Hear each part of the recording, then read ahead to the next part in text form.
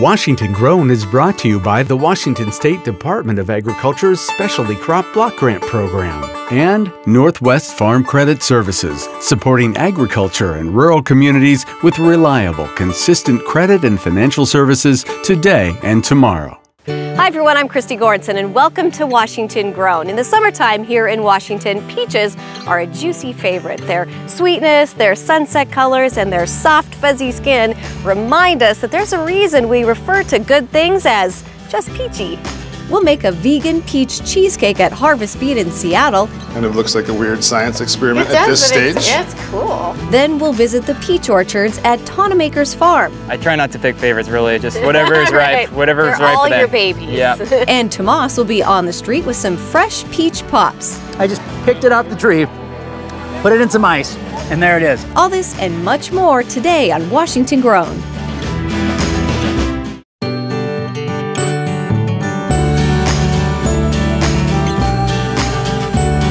We grow them big in Washington. Yeah.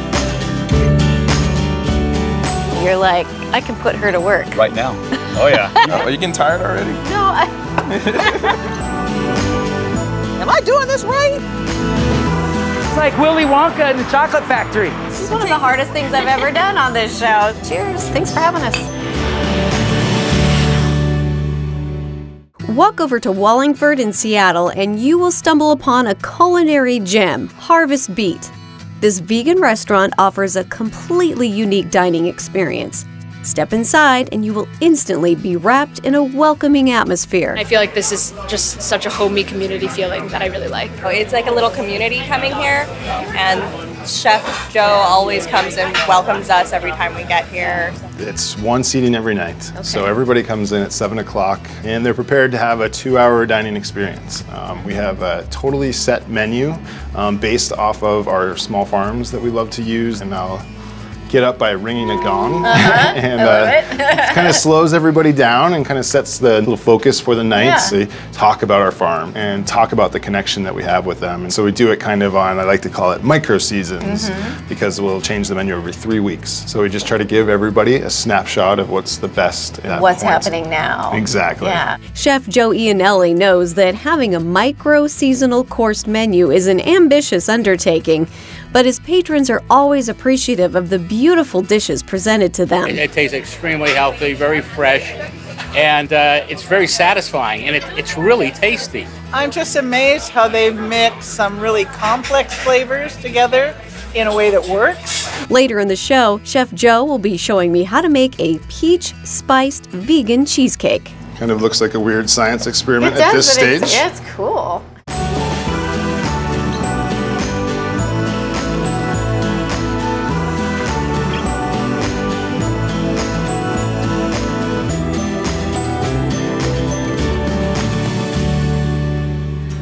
We're heading to Royal City, Washington to visit Tonnemaker Farms, where for multiple generations they've been growing fresh and tasty organic peaches. I'm here with Cole Tonnemaker of Tonnemaker Farms. Give me a little bit of history about your family farm. So my grandfather bought this in 1962, and my grandparents came out and started with sagebrush and planted the first orchard on the Frenchman Hills. And so they're just incredibly hard-working into their 70s.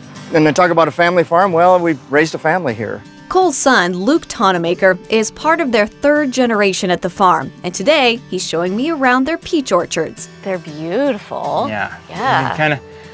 You look, usually the top of the tree ripens first. You look up there's a lot that are very perfectly round. Yeah. You look down here, you see these ones that are not quite, they're kind of triangular almost. Those are gonna need a few more days. Yeah, each peach is hand selected when we go through. It may take 2 or 3 pickings to finish a particular variety. The Tonnemakers farm 126 acres with 400 different varieties of produce and 40 types of peaches. We're picking an early hail variety called Delp that was discovered in the Yakima Valley in the 50s or 60s. We've had to get new trees made because peach trees don't last over 50 years in this climate. So if you go back to those old varieties, you have at least as good a flavor, if not better, than the new ones. So that's cool. So here at Tonnemaker, you're kind of bringing back We're certainly trying to preserve them. Yeah. Diamond Princess is a newer one that's very red, but it's very excellent, and that's being picked right now. And that's one we like of the more modern varieties. But yeah, I try not to pick favorites really, just whatever is ripe, whatever is ripe for them. They're all your babies. Yeah, yeah. Like we were talking about earlier, the top of the tree ripens first, and this is the top, but it's down here now. This is a problem you can see with peaches sometimes. So how would I pick it? Yeah, just kind of with your whole hand, grab it, and then just kind of roll through the side. It should, come right off. Look at how pretty that is. It is like perfectly round. Oh my gosh, that is so juicy. It takes a lot of work to make organic peaches this good. So I asked Luke about some of the challenges they face. Well, you can see on the leaves here, there's some white. Yeah. That's powdery mildew, okay, which can scar the fruit. Oh, I see. So this is the scarring. So that occurs right after bloom. And then there's spotted-winged Drosophila, which is it's a fruit fly. Despite those pests, Mother Nature is on their side with great growing conditions. The overall climate is very conducive. We tend to have the right temperatures to grow good peaches. It isn't 50 degrees one day and -10 the next. And that's what stone fruit needs, especially, is a consistent temperature. We have the heat when we need it to really bring in the sugars. So. Oh, well, yeah, I mean, you can taste them. It's delicious. And a lot of your peaches are sold here. Where else do they go? We sell some right here at the farm, and then we take them to farmers markets. A lot of them go to restaurants. Harvest Beet is one restaurant that buys. Yeah. Getting tree-ripe peaches anywhere is extremely difficult, and that's something that a small farm can do that the big farms can't do better. So the next time you bite into a peach, thank farmers like the Tonnemakers for them being beautiful, delicious, and just peachy. Hey, let's go. When you think about summer, you're probably thinking about fresh peaches. And when you take those fresh peaches and you make them into an ice pop, now we're talking. Let's check them out.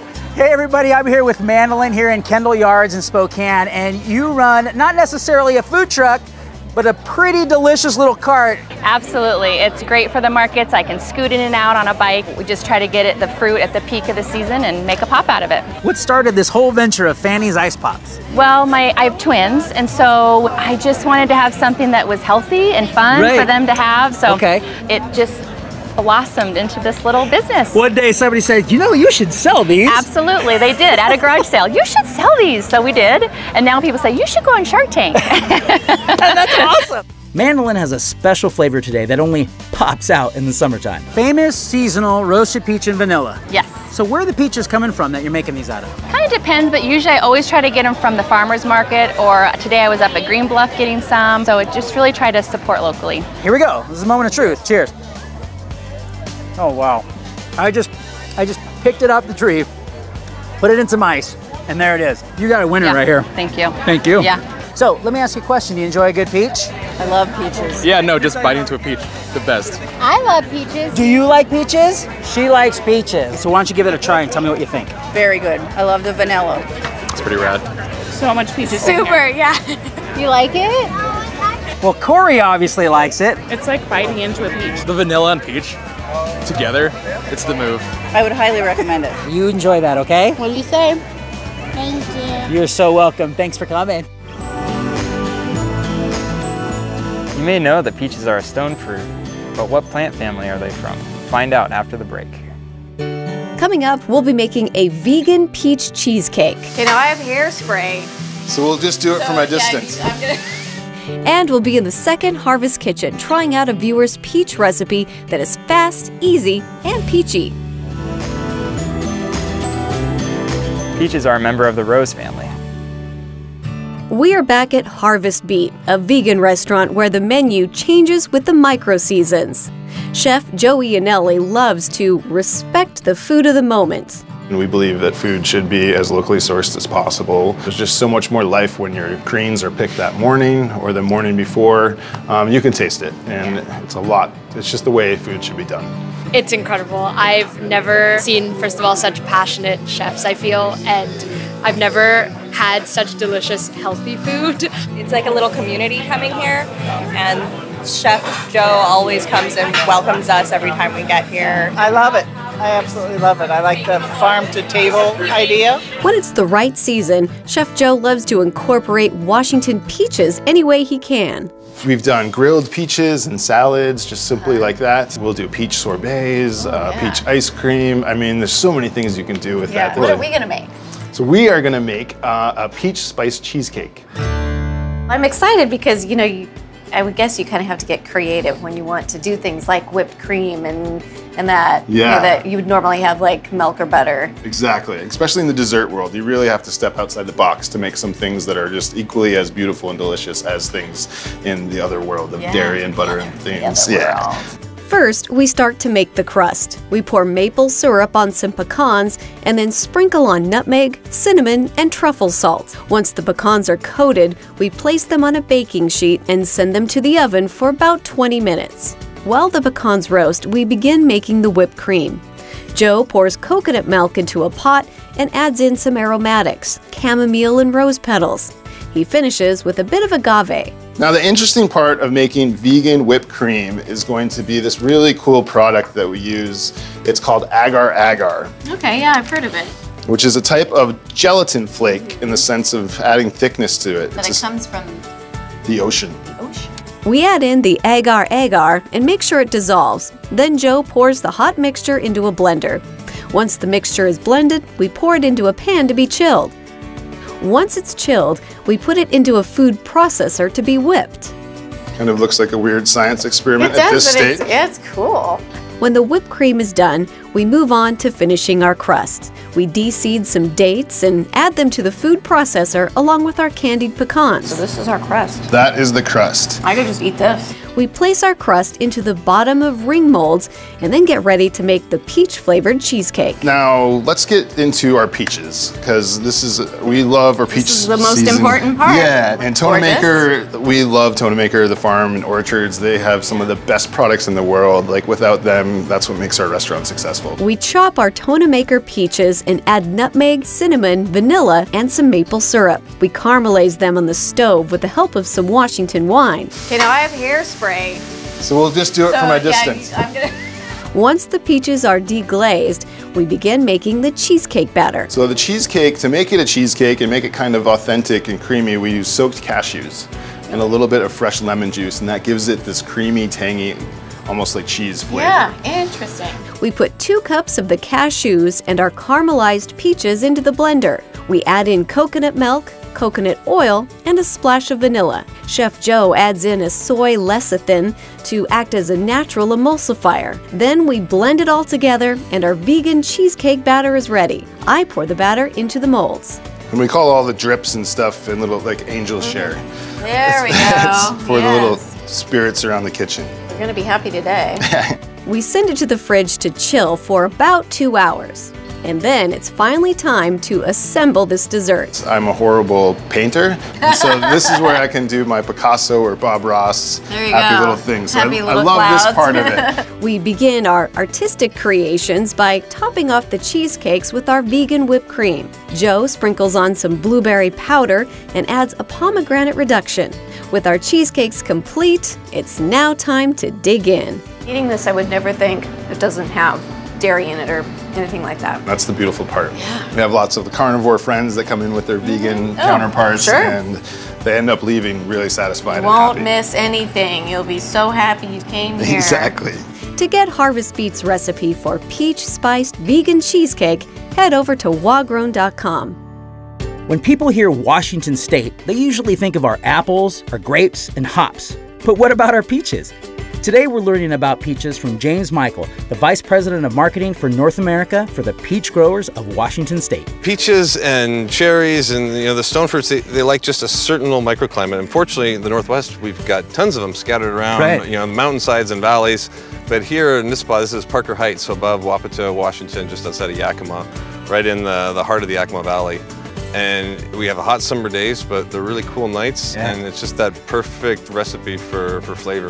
Washington peaches travel all over the world, especially to Taiwan and Canada. So I asked James about how many peaches Washington produces. Peach production in Washington's been pretty steady for the last 5 years, about 8,000 tons. Overall, our growers are finding the right variety, the right hillside, the right fruit, and root combination to get that flavor profile. Where does that 8,000 tons fit into the rest of the nation?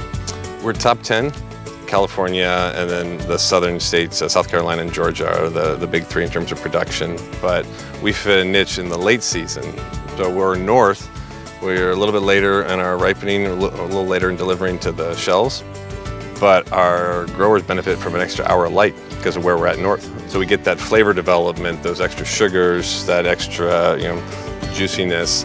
So we're a great peach to end the summer on. But growing these great tasting peaches is no easy task. Growers that invest their entire livelihood, their whole annual income on success of a harvest. And things like peaches, you might have a narrow window of a couple of weeks. And there's just too many factors at work every day to guarantee any of that. What's the future of the Washington peach? Are we growing? Is it shrinking for things like hops and grapes, or what's going to happen? We'll never be the world's largest peach producer, but we can produce a really great quality piece of dessert quality fruit. May not be the biggest, but probably the best. That's what I think. Thank you so much. Thank you. Appreciate it. Coming up, we'll meet a very special agriculture storyteller. Oh, there you go. Yeah, work it. Beautiful smile.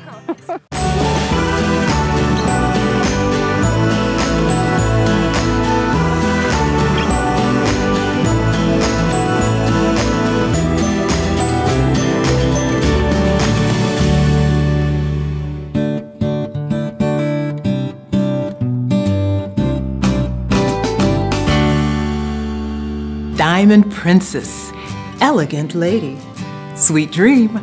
These names couldn't be more fitting for the delicious and delectable peach. With more than 300 varieties of peaches in the U.S. and over 2,000 worldwide, it can sometimes be hard to choose.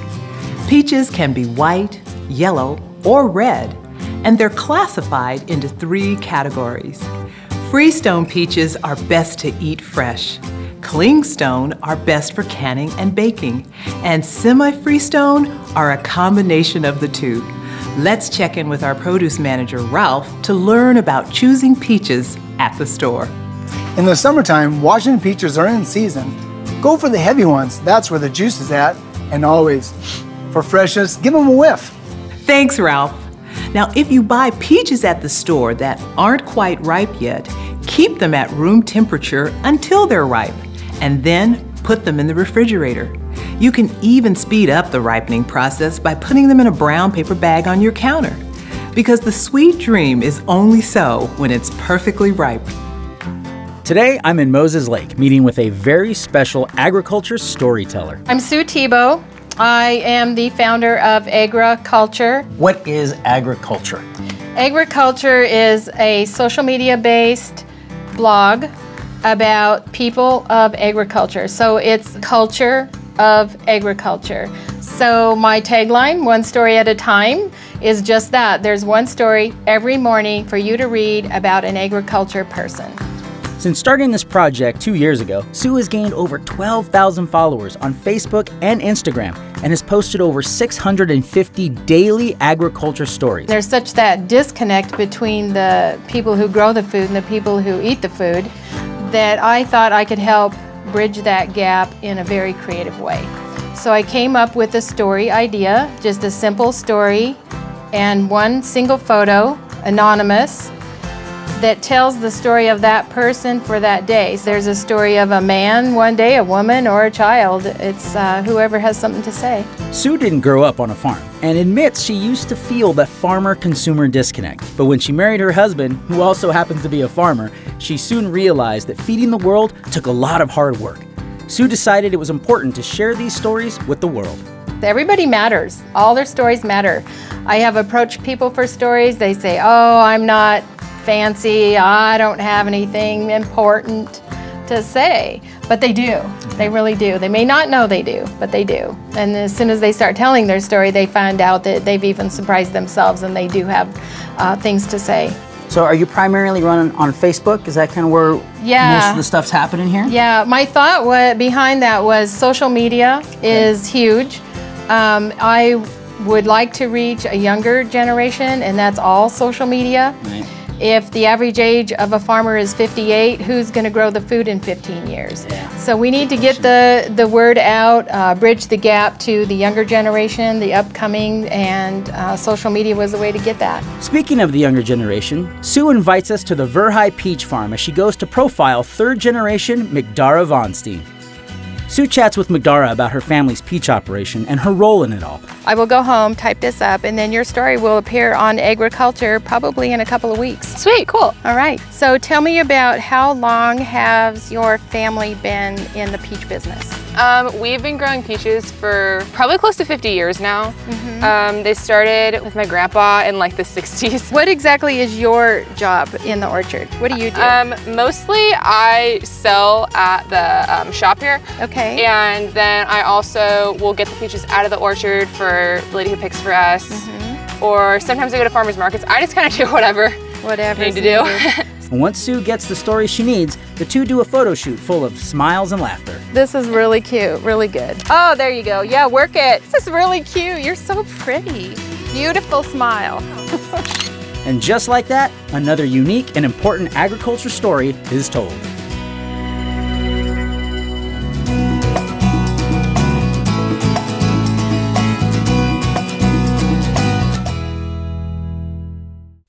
Tomas and I are in the kitchen at Second Harvest, and we're joined by Laurent Zarate, the owner and chef of Fleur de Sel Restaurant and Creperie. Thanks for being here. Thank you, Christy. And we get to taste test some recipes that have been sent in by viewers of Washington Grown, and we love seeing your recipes. And today we get to talk about fresh peaches, which a summertime favorite for so many people here in Washington. Especially us, yeah, we love them. Yeah, I love bite peach. into one and it's super juicy. The smell of a fresh smell. peach.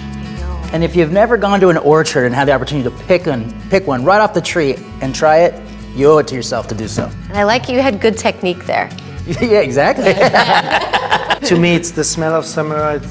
It's when they are ripe, you get that smell. You can make great thing with it. And you know, for fresh, it's like the summertime thing. And once the season is over, it's hard to find. And fresh, you know, you don't have to. That's what we're trying to do here at Second Harvest. Also, is to teach people how to cook fresh produce. They received a lot of fresh produce at Second Harvest, and we're trying to show them that making food it's easy. Yeah. You know, if not to be afraid. Not to be afraid, exactly. Put your hands in and then to let the mistakes happen, because that's how you learn. Exactly. Yeah, and also. You know, when you cook with your heart. You cook, and the food will taste always better when you cook yourself. I love it, and that's what you do. Is you help, you teach some of these classes, right? And at Second Harvest. Yeah. And I bet they love you. I love them. I love them more than that.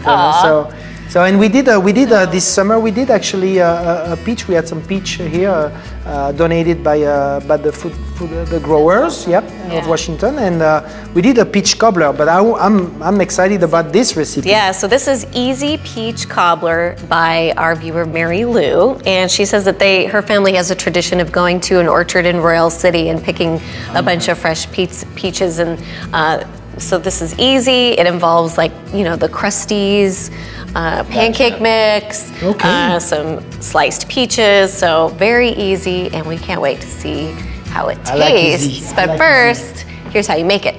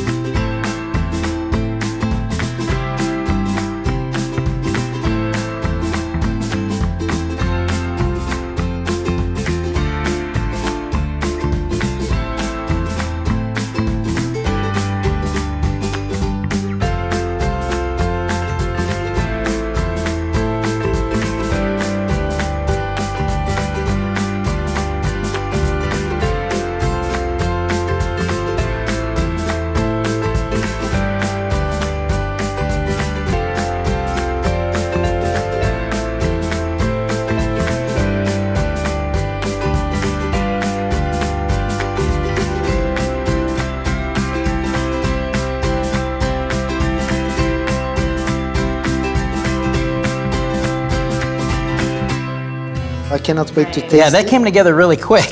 Yeah. You can taste the blueberry. You know, that peach and blueberry combo is pretty good. Yeah. I like that a lot. It is. It's unusual, but very good. You definitely could taste the blueberry, Yeah, it comes through. but the peaches are nice.